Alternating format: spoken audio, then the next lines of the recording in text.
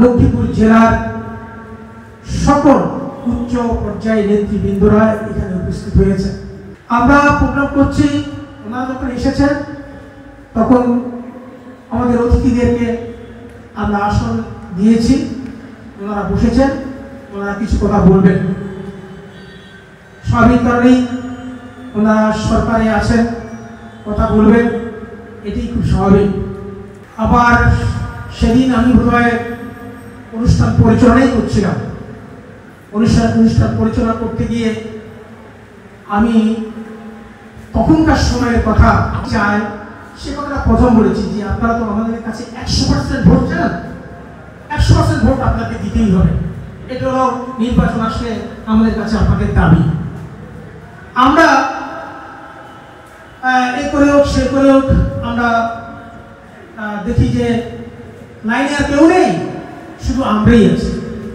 আপনার দলে এখানে যারা আছেন আপনার ঘরের লোক নেই ভোট কেন্দ্রে, কিন্তু আমরা আছি।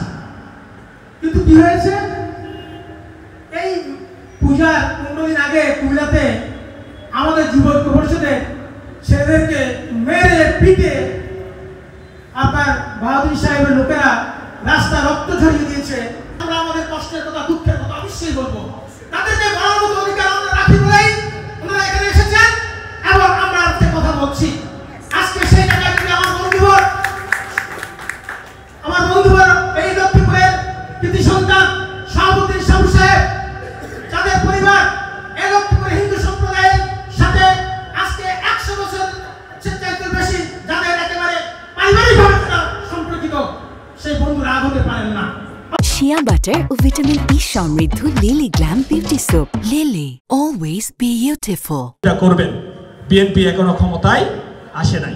বিএনপির কথাই কি কোনো প্রশাসনের কারাও আওয়ামী লীগ যেরকম খবরদারি করতো শুনবে? এখন শুনবে না। কেননা এখনো বিএনপি ক্ষমতায় আসেনি।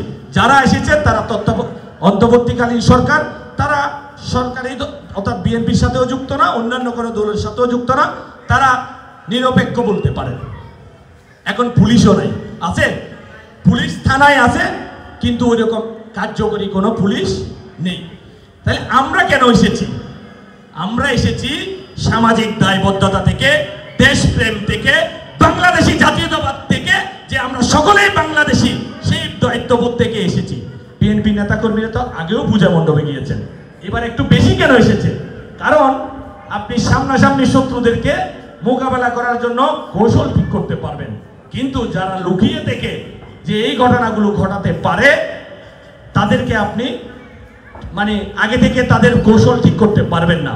কারণ যেহেতু তারা নাই, তারা যদি আমাদের এই পূজা মণ্ডপ হিন্দুদেরকে নিয়ে আরেকটু খেলতে পারে, তাহলে আন্তর্জাতিকভাবে আরো হেয় করা যাবে বাংলাদেশকে, তারা সুযোগ সুবিধা পাবে।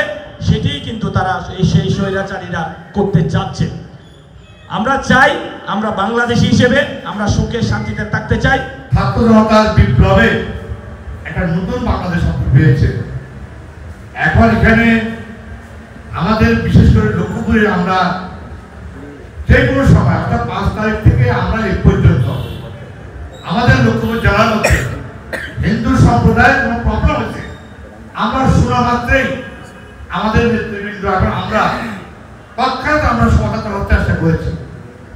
আমার মনে হয় সারা বাংলাদেশের মধ্যে একমাত্র লক্ষ্মীপুর জেলায় আমাদের হিন্দু ভাইরা অত্যন্ত ভালোভাবে ছিলেন এই কয়েকদিন। এখন এই সরকার পতন হইল, এদের ব্যাপার তার হয়ে গেছে বাংলাদেশে। এরাই ষড়যন্ত্র করতে থাকতেছে যে হিন্দু সম্প্রদায়ের দুর্গা পূজার সবচেয়ে বড় পূজা হলো দুর্গা পূজা। এই দুর্গা পূজা যদি আমরা বিশৃঙ্খলা করতে পারি, আলো ধরাইতে পারি বা বিশৃঙ্খলা করতে পারি, তাহলে এই বর্তমান যে সরকার কি বলে পরবর্তী সরকার, এই সরকারকে আমরা সাথে রাখতে পারবো এবং আমাদের যে মানে যে পুরানা যে দল করতো তারা ওই সমস্ত একটা ষড়যন্ত্র লিপ্ত রয়েছে। এখন যে পূজা মন্ডল যে আপনার যে পূজা দুর্গা পূজা, এটা বলতে আপনারা আমার দোস্ত বলছে শঙ্করবাবু পাউডার নেতৃবৃন্দ বলছে আমরা মিছিলে থাকবো, ইনশাআল্লাহ আপনাদের দুর্গা পূজা মিছিল হবে, আমরা থাকবো। মনোবল হারাবেন না, কারণ আপনাদের এখানে আপনাদের বাড়ি, আপনাদের ঘর, আপনার হারাবেন না।